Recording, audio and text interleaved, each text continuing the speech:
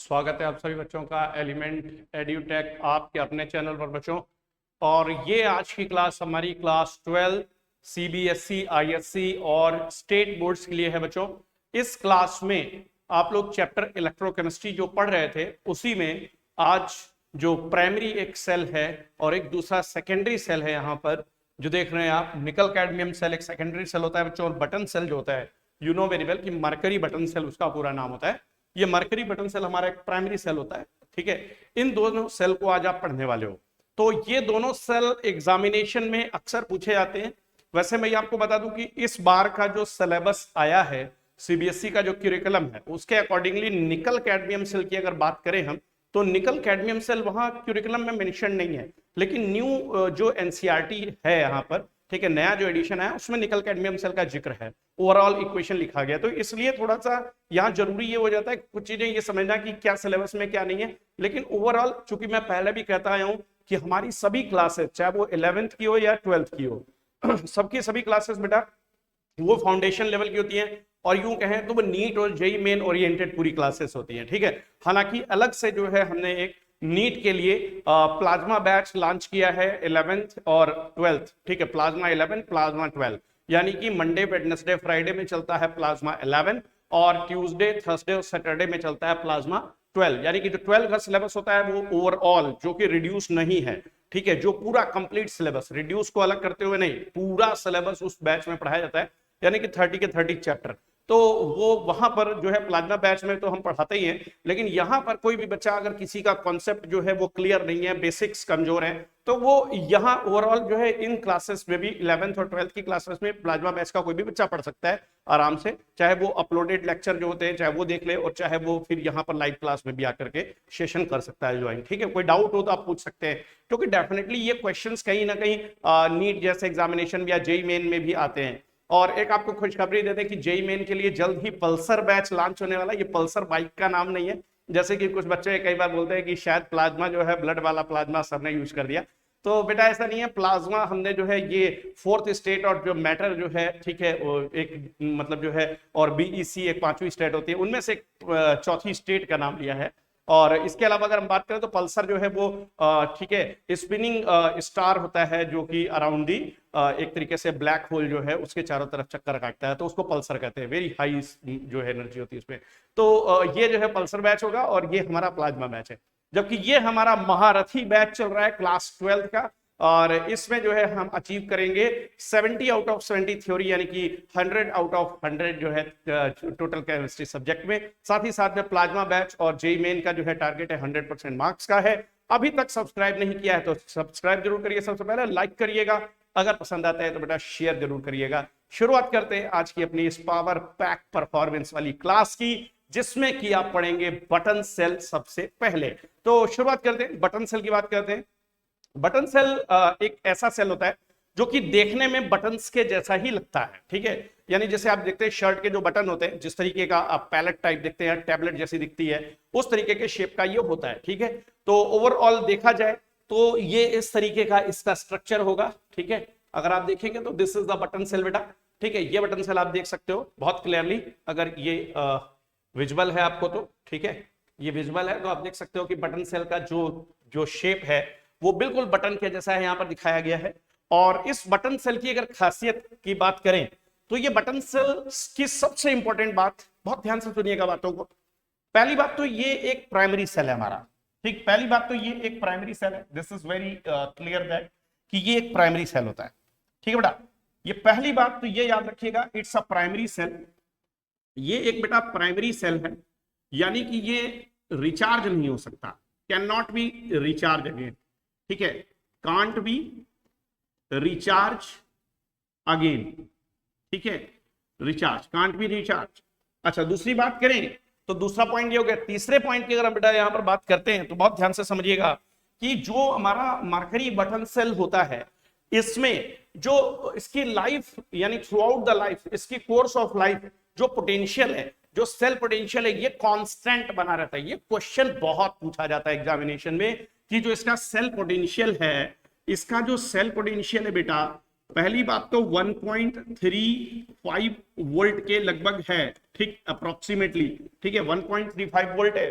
और ये जो इसका पोटेंशियल है ये remain constant throughout the life, ठीक, remains constant throughout the life of cell, ठीक है, throughout the life of cell, ठीक। ये खास बात है कि इसका पोटेंशियल जो है वो ड्रॉप नहीं होता है, यानी जो आप जनरली जो ड्राई सेल यूज करते हो वो ड्राई सेल एक टाइम के बाद में थोड़ा शुरुआत के बाद में, शुरुआत में 1.6 वोल्ट अगर उसका है, और या अगर एल्कलाइन वाले की बात करें 1.5 वोल्ट है, तो धीरे धीरे करके वो यूज होने के समय जो है उसका पोटेंशियल जो है सेल पोटेंशियल डाउन होने लगता है, ठीक है, क्योंकि उसके इलेक्ट्रोलाइट का कंसंट्रेशन चेंज होता है। लेकिन यहां अगर बात करें तो मरकरी बटन सेल में इसका ये जो पोटेंशियल है ये हमेशा कांस्टेंट रहता है, ठीक है, और ये चेंज नहीं होता है। ये कितना रहता है, दिस इज इंपॉर्टेंट। तो ये इसकी वैल्यू यहां पर एक दी गई है, इस वैल्यू को आपको याद रखना है। दूसरी बात यहां पर देखेंगे कि इसका जो रीजन है, इसका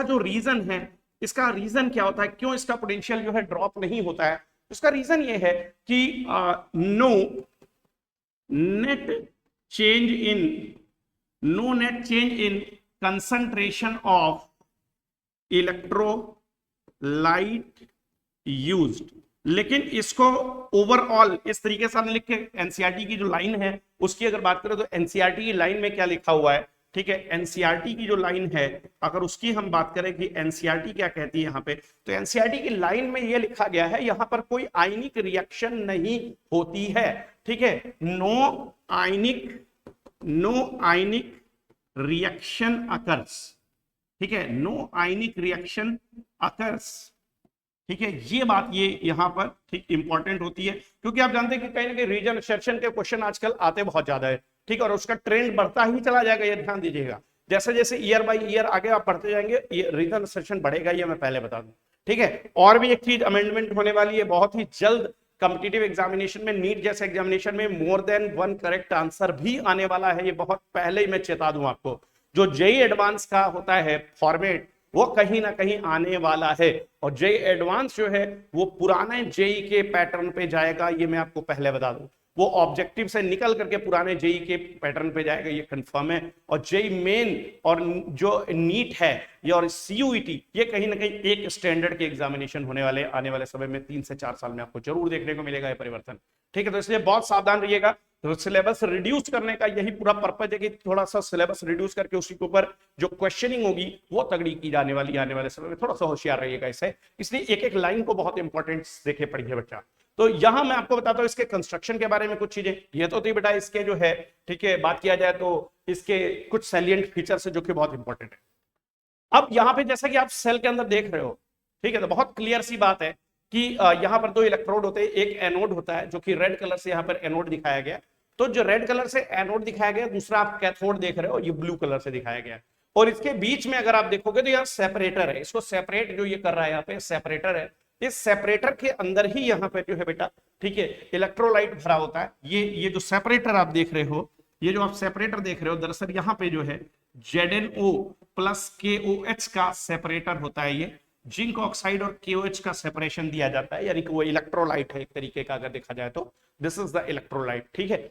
अब यहां पे अगर बात किया जाए तो ये यहां पर गैस्केट दिया गया है। थोड़ा सा गैस्केट का मतलब समझते हैं कि जो लीकेज ना हो कोई भी लिक्विड अंदर का, ठीक है, या जो भी है, ठीक है, जो कंसंट्रेशन अंदर इसका है KOH का, ZnO का, और ये जो भी यहाँ पे मरकरी का और जिंक का जो है पेस्ट होता है।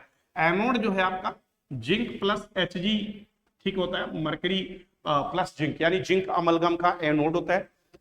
जो आपका कैथोड है यहाँ पर, कैथोड की अगर हम बात करें तो जो आप कैथोड देख रहे हो, अगर ऊपर साफ नहीं दिखाई दे रहा हो तो मैं ऐसे रेड से लिख देता हूं, जिंक अमलगम का एनोड रहेगा बेटा, ध्यान रखिएगा। जो कैथोड होता है, cathode is a paste of mercurous, ठीक है, मर्क्यूरिक ऑक्साइड एंड कार्बन का पेस्ट है। तो paste of mercuric oxide, mercuric का मतलब होता है Hg डबल प्लस, ठीक, mercury double plus, Hg double plus ion यहां रहेगा। Hg सेकेंड ऑक्साइड भी आप इसको कह सकते हो, ठीक है, Hg सेकेंड ऑक्साइड प्लस, ठीक, कार्बन का पेस्ट रहेगा, इसका कैथोड बना हुआ है। और जो इलेक्ट्रोलाइट यहाँ यूज किया गया है, ये जो येलो कलर से आपको दिखाई दे रहा है सेपरेटर, दरअसल वो सेपरेटर क्या है, वो पेपर है, वो एक पेपर है जो कि सोक किया गया है किसके अंदर में, ZnO एंड KOH में, उसमें सोक किया गया, उसी से उसको सेपरेट किया गया दोनों इलेक्ट्रोड को। अब यहां पर समझेंगे यहाँ पे जो एनोड की कैप आप देख रहे हो ऊपर की साइड में, ये एनोड की कैप है, ठीक है। और नीचे जो है यहाँ पे देख रहे हैं आप, एनोड यहाँ पे दिखाया गया, ठीक है, क्लियर। अब एनोड किस चीज का बना होता है, ठीक है, यहां पे लिख भी देते हैं हम। Anode consist of zinc amalgam. Amalgam किसको बोलते हैं, ठीक, मरकरी के एलॉय को बोलते हैं। Zn+Hg का एनोड है जिंक अमलगम, ठीक है। दूसरी बात अगर करें तो जो कैथोड है बेटा, cathode is consisting of what, mercuric oxide का और कार्बन का जो है वो पेस्ट है। और यहां जो इलेक्ट्रोलाइट इस्तेमाल किया जाता है, the electrolyte used is mixture of ZnO and KOH। यहां पे दरअसल इसकी जो वर्किंग है, ये मैं आपको दिखाता हूं कैसे ये वर्किंग करता है, क्या इसकी रिएक्शन होती है, मैं आपको दिखा देता हूं, ताकि कई सारी चीजें आपको क्लियर हो जाएंगी कि ये आखिरकार रिएक्शन कैसे कर रहा है, ठीक है। क्लियर है बच्चा, ठीक है। आइए दिखाते हैं आपको।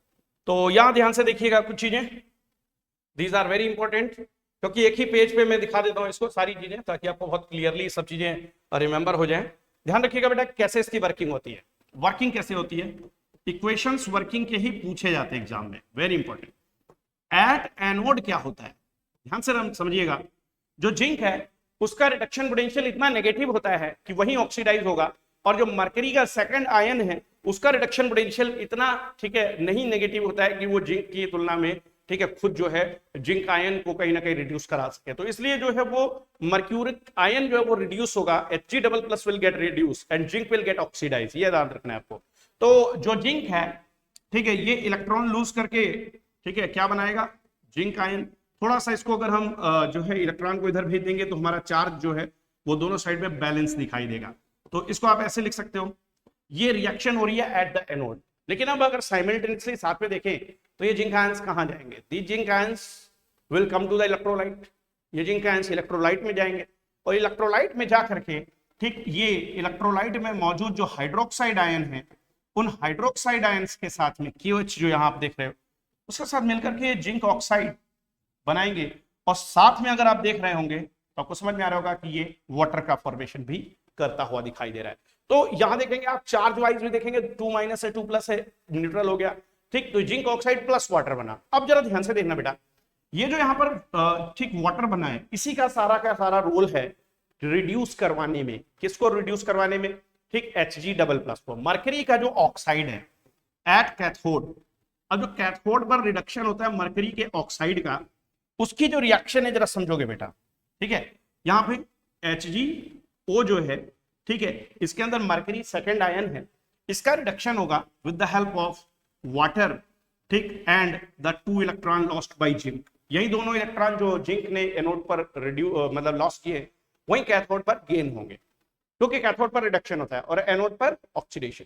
अब ये क्या बना देगा, बहुत ध्यान से देखेंगे अगर आप, तो ये मरकरी जो है में रिड्यूस हो जाएगा। साथ में अगर आप ध्यान से देख रहे होंगे तो ये जो वाटर है और ये ऑक्सीजन है, ये मिलकर के हाइड्रोक्साइड आयन 2 बनाएगा, और ये वही दोनों हाइड्रोक्साइड आयन होंगे जो यहां पर बेटा यूज हुए। जरा ध्यान से देखो, 2 OH- यहां यूज हुए थे, ये देखिए यूज हुए थे, और ये देखिए यहां पर फॉर्म हुए हैं।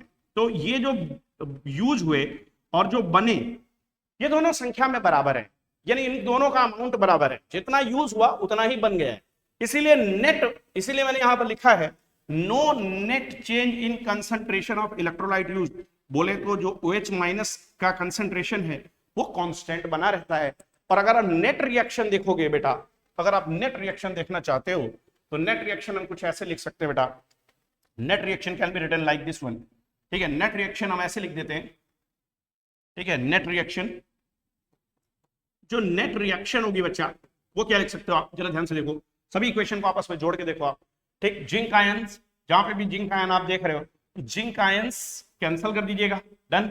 इसके अलावा आप अगर देखोगे तो जो यहाँ पे आप देख रहे होगे कि वाटर का कहीं ना कहीं, ठीक, यूज हो रहा है, यहाँ पर वाटर का यहाँ यूज हो रहा है, ठीक है, ये वाटर को कैंसिल कर दीजिए। इसके बाद अगर आप देखोगे तो 2 OH- यहाँ पे और 2 H- आयन यहाँ पे, ये दोनों कैंसिल करिए, 2 इलेक्ट्रॉन यहाँ कैंसिल करते हुए दिखाई दे रहे हैं हम, ठीक है, क्लियर है। और ये वही है कुल मिलाकर के, इन 2 इलेक्ट्रॉन को नहीं काटना है, सॉरी, ठीक है। अगर हम बात करें तो ये 2 इलेक्ट्रॉन आप काटोगे, ठीक है, डन। अब अगर देखोगे नेट रिएक्शन तो आपको दिखाई देगी जिंक प्लस HgO, यही नेट रिएक्शन है। और इससे क्या बनता हुआ दिखाई दे रहा है बेटा, ZnO प्लस Hg। तो नेट रिएक्शन तो आपकी बेटा ये है जो नीचे लिखी हुई दिखाई दे रही है आपको। Net reaction is this one is the net reaction. ठीक है, क्लियरली मेरे ख्याल से बच्चों को समझ में आ गया होगा ये वाला बात कि ये जो है नेट रिएक्शन है zinc plus HgO gives ZnO plus Hg। और यहां पर ये आपका मरकरी बटन सेल है। ठीक है, इसका जो सेल पोटेंशियल है वो कांस्टेंट रहता है थ्रू आउट द लाइफ। उसका रीजन क्या है? क्योंकि इसमें कंसंट्रेशन इलेक्ट्रोलाइट का चेंज नहीं होता है, या यूं कहें there is no net involvement of the ions of an electrolyte. So that's why it's a particular cell which is having the constant potential throughout its life and is used mainly in the devices like watch of wrist watch and some of the other devices like in calculator sometime and in other gadgets which are portable. तो कहीं ना कहीं आप देखते हैं कि इसका use आप थर्मोमीटर में भी देखते हैं, आजकल डिजिटल थर्मोमीटर में भी इसका यूज होता है। ठीक है, इवन जो हम लोग माइक यूज करते हैं, जिस तरीके का हम भी माइक यूज करते हैं, इसमें भी बटन सेल ही होता है इसी तरीके के। ठीक है, अगर आप देखेंगे तो कुछ हियरिंग एड्स वगैरह होती हैं, हियरिंग एड जो होगी, जो कान के सुनने की मशीन होती है, उन सब में भी कहीं ना कहीं इसी का यूज होता है।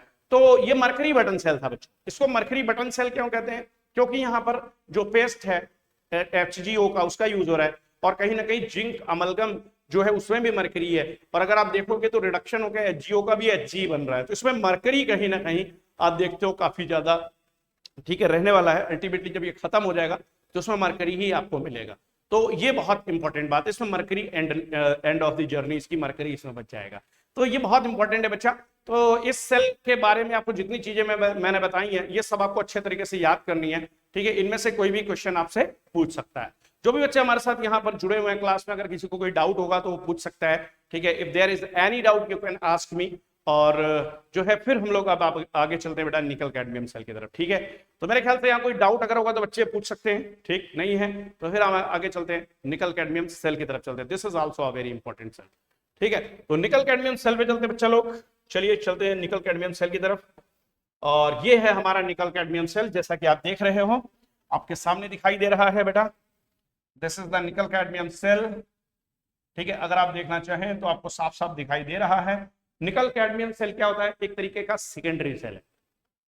सेकेंडरी सेल में मेनली आप दो सेल पढ़ेंगे 12th के सिलेबस में, या यूं कहें तो जेईई मेन और नीट के जो क्वेश्चंस होते हैं उनमें भी दो ही सेकेंडरी सेल से क्वेश्चन पूछे जाते हैं। पहला आपका जो सेल सामने देख रहे हो आप, निकल कैडमियम सेल, ये है। और इसके अलावा दूसरा होता है, ठीक, लेड स्टोरेज बैटरी। क्लियर है? तो सॉरी, यहां पे देखेंगे जो सेकेंडरी सेल है बेटा, यहां पे देखेंगे जो हमारे सेकेंडरी सेल होते हैं, सेकेंडरी सेल ये रिचार्जेबल होते हैं। ठीक है, ये रिचार्जेबल होते हैं, कैन बी रिचार्ज अगेन। ठीक है, कैन बी चार्ज अगेन कर देते हैं, शब्द एक अप्रोप्रिएट हो जाता है, कैन बी चार्ज अगेन। इसको दोबारा चार्ज कर सकते हो आप निकल कैडमियम सेल को। ठीक है, क्लियर है? इसका ज्यादातर यूज कहाँ होता है अगर आप देखोगे, या कोई भी सेकेंडरी सेल है तो, ठीक है, तो इसमें सेकेंडरी सेल में अगर हम बात करें तो यहां पे जो है एक आप लेड स्टोरेज बैटरी देखते हो। लेड स्टोरेज बैटरी सभी लोग वाकिफ हैं इससे, जो आपके घरों में यूज होती है बैटरी, ठीक, इन्वर्टर की बैटरी, वो लेड स्टोरेज बैटरी ही होती है बेटा। दूसरी बात करें तो निकल कैडमियम सेल, तो जो निकल कैडमियम सेल है, ठीक है, और दूसरा लेड स्टोरेज बैटरी, दोनों रिचार्जेबल है। बोथ आर दी रिचार्जेबल, दोनों सेकेंडरी हैं सेल।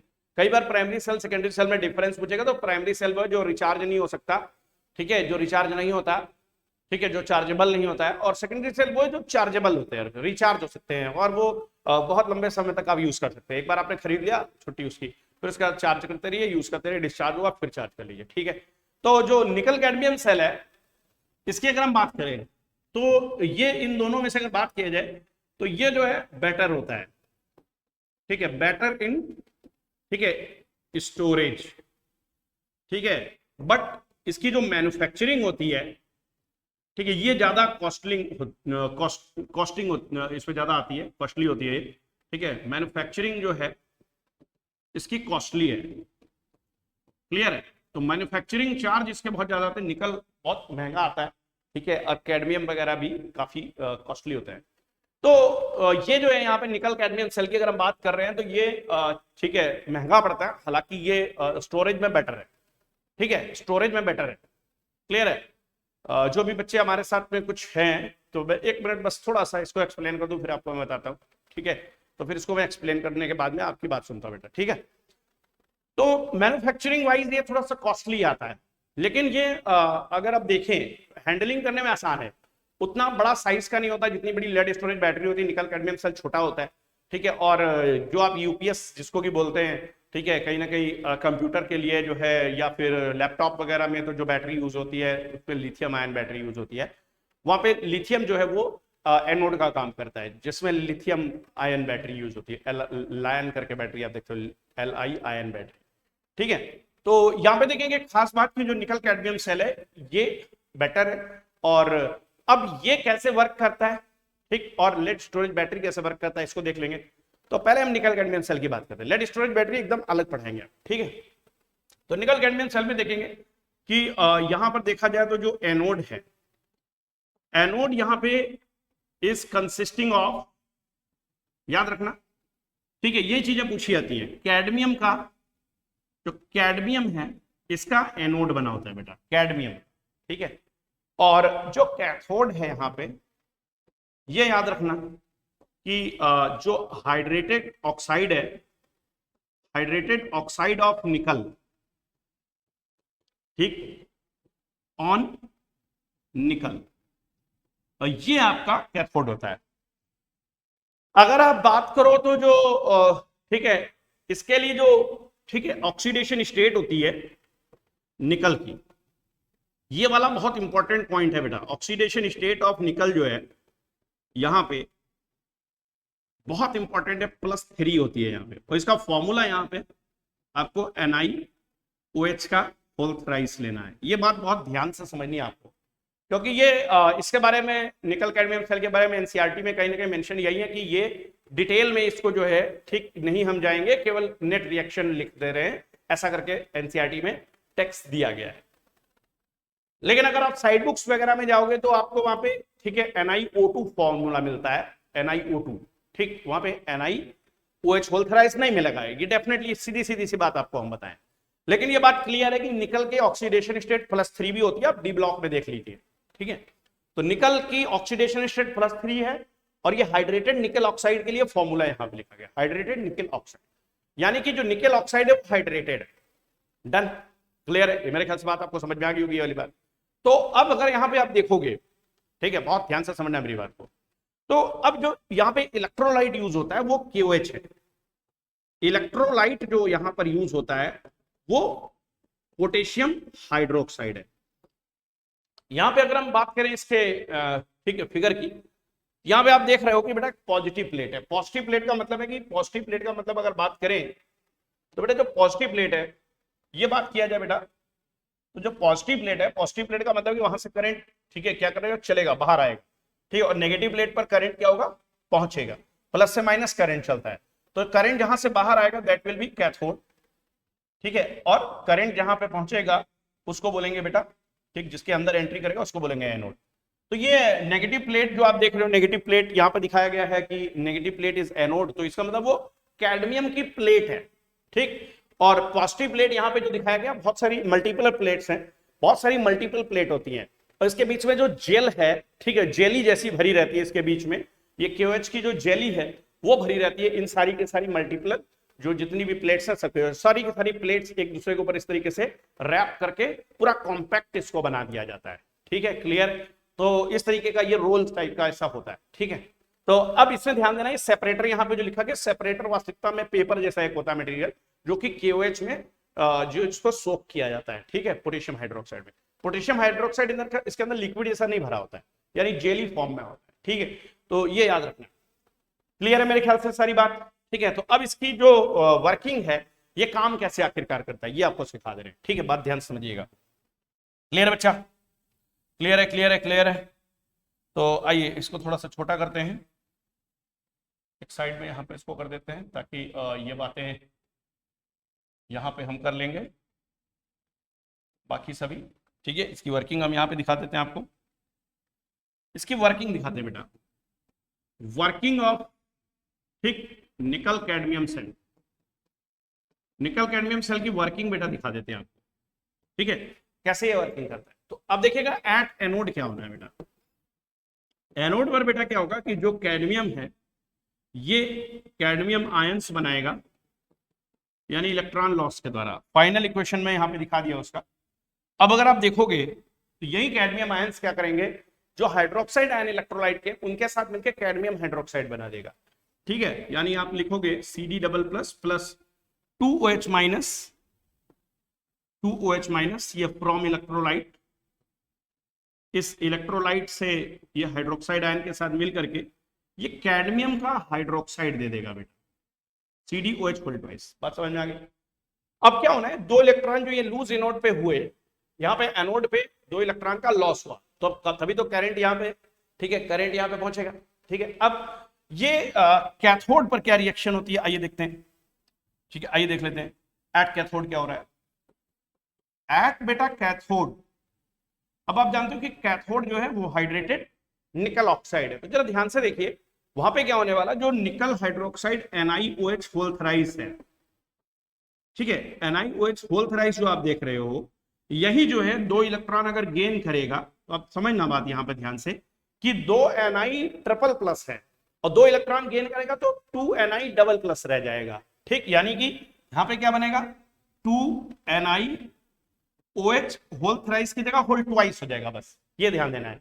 और जो यहाँ पे आप हाइड्रोक्साइड आयन यहाँ पे देख रहे थे कि यूज हुए हैं, वही जो है हाइड्रोक्साइड आयन वहां कहीं ना कहीं रिलीज हो जाएंगे, तो ये दो हाइड्रोक्साइड आयन यहाँ रिलीज हो गए, तो आप जो नेट इक्वेशन देखोगे बेटा तो आपको समझ में आ जाएगी कि ये 2OH माइनस 2OH माइनस यहाँ आप कैंसिल कर दोगे, बाकी 2 इलेक्ट्रॉन कैंसिल कर दोगे, कैडमियम आयन कैंसिल कर दोगे, the reaction will be CD plus 2 NiOH whole thrice giving what, ठीक, CdOH whole twice plus 2 NiOH whole twice, तो this will be the final equation, ये आपका फाइनल इक्वेशन है, ठीक है। आई होप सो कि समझ में आ गया होगा बच्चों को। अब बात करते हैं, यस बेटा आई एम द बेस्ट, 72% भी है 12th में, प्लीज इंप्रूवमेंट एग्जाम के बारे में बता दीजिए, मुझे मैथ्स और फिजिक्स में देना है, तो क्या 2 सब्जेक्ट का एग्जाम जुलाई में ही हो जाएगा। देखिए बेटा ऐसा है कि जो इम्प्रूवमेंट की जहां तक बात है, ठीक है, तो इम्प्रूवमेंट का जो एग्जाम होता है उसका CBSE नोटिफिकेशन करता है, और जब नोटिफिकेशन करेगा तो वो कंपार्टमेंट के एग्जाम के साथ में होता है, ठीक है, कंपार्टमेंट के साथ ही इम्प्रूवमेंट का एग्जाम उस समय वो जो है, ठीक है, वो देता है मौका आपको। लेकिन अभी कुछ CBSE ने स्थिति बहुत स्पष्ट नहीं की हुई है कि वो इम्प्रूवमेंट क्या कराएगा भी, क्योंकि पिछली बार इम्प्रूवमेंट नहीं कराया था उसने, ना ही, ठीक है, उसने ये सब चीजें, जब से कोविड आया तो बहुत सारी चीजें डिस्टर्ब है। अब CBSE इम्प्रूवमेंट कब करवाता है, ये CBSE के जो है, ठीक है, जो उसका कैलेंडर का जो कार्यक्रम है, शेड्यूल है, उसके अकॉर्डिंग जो है डिपेंड करता है, क्योंकि उसने सारी चीजें तो अभी क्लियर की नहीं ना, तो अभी तक उसने कंपार्टमेंट के बारे में ही क्लियर किया कुछ भी, ठीक है, तो ये सारी चीजें जो है कहीं ना कहीं इंप्रूवमेंट और कंपार्टमेंट साथ में होता है, तो ये तो बात क्लियर है कि कंपार्टमेंट तो उसको अगले साल तो कराना नहीं है, कंपार्टमेंट तो अभी कराना है, तो जब कंपार्टमेंट का एग्जाम होगा जुलाई में, अगस्त में, जब कभी भी होता है, तो वो उसी समय उसके साथ में ही कराएगा, ठीक है, लेकिन जुलाई में तो मोस्ट प्रोबेबली नहीं होगा, ठीक है, it will not be in July, month of July में नहीं होना है, या आप समझ लीजिए कंपार्टमेंट का एग्जाम अगर होगा भी तो अगस्त तक में जाकर के होगा, ये कंफर्म है, ठीक है, तो ये आप याद रखिए, ठीक है बेटा, ठीक। और बाकी जो 72% फिजिक्स में है ना, तो आपका फिजिक्स में है, ओवरऑल आपका परसेंटेज कितना है, अगर आपको ओवरऑल परसेंटेज 75% से ज्यादा जाता है फिजिक्स, केमिस्ट्री एंड मैथमेटिक्स में, तो आपको ये सब करने की कोई जरूरत ही नहीं है ना। 75% आपके मार्क्स होने चाहिए एग्रीगेट PCM में, तो PCM में एग्रीगेट अगर आपके हैं, ठीक है, तो फिर आपको कुछ नहीं करना है, फिर आपको इंप्रूवमेंट देने की जरूरत भी नहीं है, क्यों अपना वक्त आप बर्बाद करिएगा, ठीक है, ऐसा कुछ नहीं है, ठीक है, ऐसा कुछ भी नहीं है। और अगर आप देखें तो 75% आपको कहीं ना कहीं मिलता दिखाई दे ही रहा होगा, आराम से आया होगा आपका, ठीक है, तो ऐसा कुछ नहीं है, ठीक, एकदम स्वस्थ रहिए, मस्त रहिए, बाकी इंप्रूवमेंट जब एग्जाम आएगा तो आप अपना पढ़ाई करते रहिए, दे दीजिएगा, क्या करना है उसमें, ठीक है, हम इसके लिए बाकायदा आपको नोटिफिकेशन आते ही तुरंत सूचित करेंगे सबको। ठीक है, कम्युनिटी में भी डालेंगे, इसके ऊपर एक वीडियो भी बना देंगे। ठीक है बेटा, इसमें कुछ टेंशन नहीं लेना है। ठीक, पढ़ाई करते रहो बस। ठीक है, चलिए टॉपिक समझ में आ गया बहुत अच्छे से। अगर टॉपिक समझ में आ गया बहुत अच्छे से, लेड स्टोरेज बैटरी बचा है सिर्फ वो लास्ट जो है क्लास में along with rusting of iron आपको हम पढ़ा देंगे। तो एक टॉपिक बचा है रस्टिंग ऑफ आयरन, ठीक है, और एक छोटा सा टॉपिक हमारा बचता है लेड स्टोरेज बैटरी। दोनों टॉपिक एक साथ कंप्लीट करेंगे और वो अगले लेक्चर में। देन इसके बाद जो है पूरे के पूरे चैप्टर जो 2 हैं उनके टेस्ट ऑर्गेनाइज होंगे, ऑनलाइन होंगे, ऐप पे होंगे। तो उसके लिए रेडी हो जाइए बच्चों, सॉल्यूशन एंड इलेक्ट्रोकेमिस्ट्री का टेस्ट होने जा रहा है। ठीक है, तो इसके लिए रेडी हो जाइए, जल्द ही टेस्ट की डेट अनाउंस कर रहे हैं हम। जितने भी बच्चे पार्टिसिपेट करना चाहते हैं वो जरूर ऐप डाउनलोड कर लें। थोड़ी सी रजिस्ट्रेशन की प्रक्रिया भी हम उसमें शुरू कराने वाले हैं, ताकि जितने भी बच्चे उनका एक बैच बना दिया जाएगा। और फिर जो है बैच जब बन जाएगा तो उसमें जो है आपके जो भी मार्क्स आएंगे उसमें रैंक बन सकेगी आखिरकार। ठीक है, तो कोई यहाँ पर इस तरीके का कोई चार्ज नहीं आपसे लिया जाएगा, ऐप पे सारी चीजें आपको निःशुल्क दी ही जा रही हैं। ठीक है, इसमें कुछ दिक्कत नहीं है। ठीक है, जो कोई भी डाउट हो आप खुल के पूछे, कोई इसमें इशू नहीं है बेटा। ठीक है, ठीक है, तो आई थिंक सो कि कोई इसमें डाउट नहीं है। तो अभी अभी जो है बेटा क्या है कि यहाँ पे जो ऑफलाइन की जहां तक बात है, तो ऑफलाइन अभी क्लासेस हम नहीं पढ़ाते हैं। ठीक है, ओनली ऑनलाइन ही क्लासेस पढ़ाते हैं। अभी किसी तरीके की कोई भी ऑफलाइन क्लासेस नहीं चलती हैं। जैसे ही अगर ऑफलाइन का कुछ प्लान बनता है तो वो हम आपको जरूर इन्फॉर्म करेंगे बच्चों की ऑफलाइन का प्लान इंडिया में हम, ठीक है, किस शहर में लेते हैं, हम कहाँ से क्लासेस ऑर्गेनाइज करते हैं। Each and everything will be crystal clear to all of you. लेकिन फिलहाल अभी चाहते हैं कि थोड़ा सा कुछ चीजें ऐसी है कि जो है वो हम आपको जो है बहुत डिटेल में जो है ऑनलाइन में ही दे देते हैं। तो ऑफलाइन जल्द ही जब लेके आएंगे तो आपको वो जरूर बताएंगे, और वो जल्दी आने वाला है ऑफलाइन। मान लीजिए कि in the month of July जो है शायद हमारी प्लानिंग है कि कुछ जगहों पर हम जो है ठीक ऑफलाइन क्लास जरूर लेने वाले हैं। ठीक है बेटा, तो शुरुआत करते हैं अब इसके बाद जो है आने वाली क्लास की। तो आपसे लेते हैं विदा, ठीक, क्लास 12th वाले बच्चों से। और 11th की क्लास अगली होगी जिसमें कि एटॉमिक मॉडल्स आज शुरू करने वाले हैं। और आज शाम 4:30 बजे जो केमिकल काइनेटिक्स है लेक्चर नंबर 2 उसका चलने वाला है बच्चों। तो लेक्चर सेकंड जो चलने वाला है that will be at 4:30 PM sharp. ठीक, अभी तक आपने सब्सक्राइब नहीं किया तो सब्सक्राइब जरूर कर लीजिए बेटा, और साथ साथ में जो है बेल आइकन प्रेस कर दीजिएगा और लाइक करिएगा, पसंद आए तो इसको शेयर भी करिएगा बेटा जरूर। ठीक है, यह है आपका अपना चैनल है एलिमेंट एडुटेक, और इस फैमिली को बहुत बड़ा आपको करना है और अपना जो टारगेट है वो अचीव करना है। मेहनत करके हमारे साथ जुड़ करके केमिस्ट्री में हम 100% का दावा ठोकते हैं। इस बार भी हमने जो है रिजल्ट दिया है 99 केमिस्ट्री में दिया बेटा, 97 दिया है, इसी तरीके से 95 आए हैं, 94 भी आया, 93 भी आया, 92 भी आया, इस तरीके के मार्क्स आए बच्चों। तो सभी बच्चे जो बहुत मेहनती हैं। कहीं ना कहीं एक आध क्वेश्चन में कमी रह जाती है, कभी कभार ऐसा होता है अंडरस्टैंडिंग नहीं बन पाती है, इसलिए क्वेश्चन गलत होते हैं बच्चों के, लेकिन उससे कुछ घबराना नहीं है। ठीक है, तो आप बिल्कुल निश्चिंत रहिए, पढ़ाई करते रहिए बहुत अच्छे से। और हम लोग मिलते हैं अब अगली क्लास में जिसमें कि आप पढ़ेंगे एटॉमिक मॉडल्स। ठीक है बेटा, चलिए, गुड आफ्टरनून बच्चों।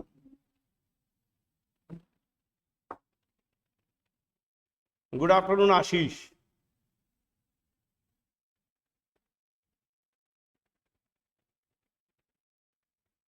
ऑफलाइन पढ़ाएंगे बेटा, पढ़ाएंगे एकदम एकदम।